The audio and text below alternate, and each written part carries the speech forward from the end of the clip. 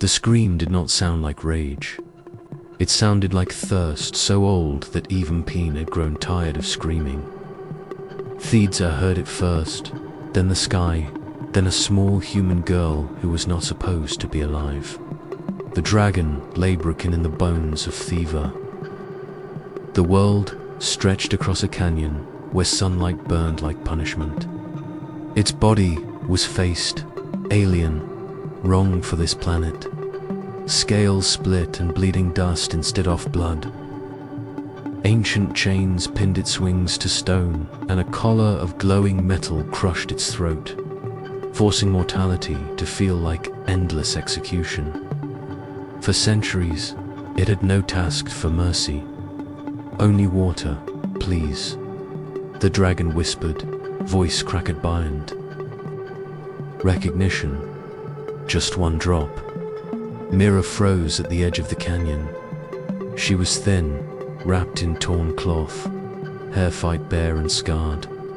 One leg dragged slightly behind the other, damaged years ago when soldiers crushed her home under fire and steel.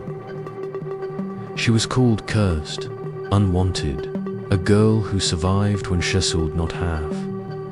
She survived because no one noticed her enough to kill her. The sound pulled her forward step by step, even though fear burned in her chest.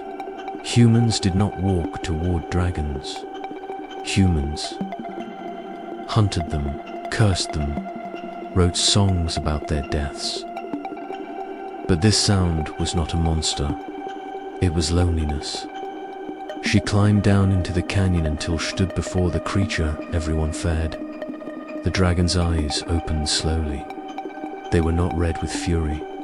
They were Dree. You should not be here, the dragon said.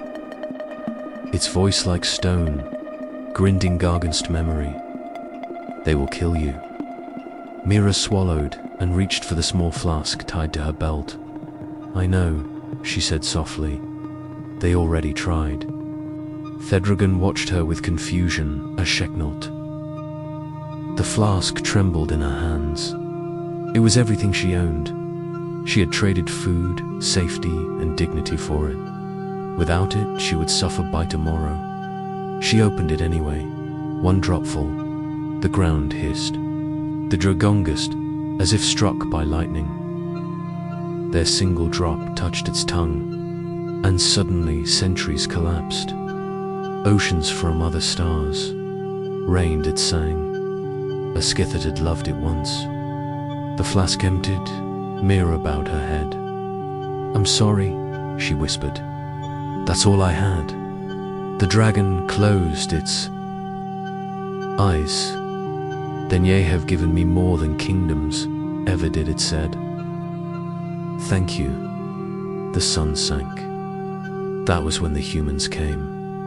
Armor glinted on the canyon rim, banners snapped in the wind. Priests chanted lees dressed as prayers. Soldiers reser weapons designed to kill gods. At their center stood the king, his crown, bright with stolen magic. There it is, he declared.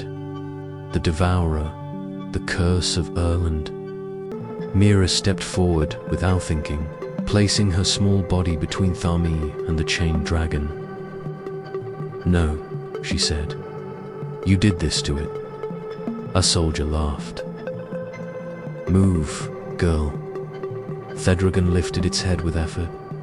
It drank nothing from your world, it said. You poisoned your own wells and blamed sky. The king's eyes hardened. Silence. Fire. An arrow. Flew the dragon whispered chains cutting deeper, and Thero struck Mira instead. She fell, blood dark against pale sand. No, Thedragon roared. Pain flared through Thikalar, crushing its throat, burning truths into silence. Spears drove in toits, sides. Magic tore at ancient scars. Mira dragged herself closer, every breath agony. Please, she whispered, don't let them make you like them. Thedragon felt something break. Not their kings. It's restraint. The collar cracked, light erupted. The chain shattered like dust. The dragon rose, not in rage, in grief. The sky darkened as power returned. Not stolen, Beotra claimed. Soldiers fled.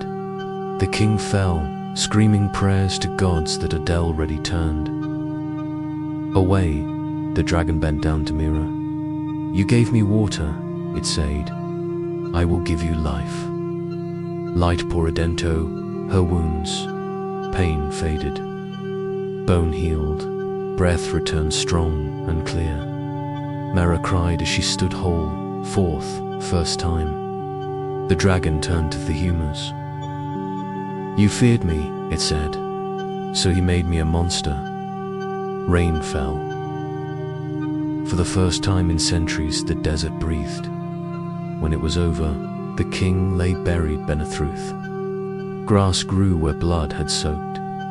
The dragon lowered its head to Earth Girl, who had saved it with nothing but kindness. My name was erased, it said, but you remembered my pain. Stay, Mara said. The dragon smiled. Gentle Astanda, resting. I will, it answered, Aesor Guardian. And the world, learn Ned. Sometimes hope begins with a single drop of water.